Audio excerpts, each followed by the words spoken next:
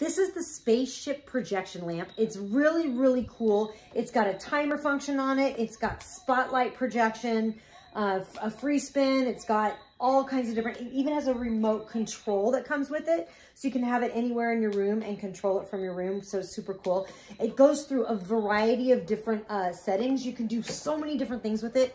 It's got 3 different sounds on it, which I like. I like the crickets. It's got kind of nature sounds, which is good. 3 different kinds of sounds. And then what's cool is you've got all these different controls here. So you'll see that there's 2 projections. This one projects, this top one projects the stars, the little tiny dots. So you can choose to have the dot nebulae or not have it at all. And then this one actually projects the back and forth, the kind of like wavy looking starry night kind of aurora borealis type look.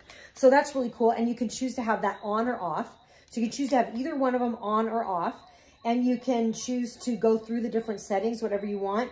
And like I said, you can choose to choose the different music, and then you can also set a timer. So maybe you just want to fall asleep to it, but you don't want it on all night.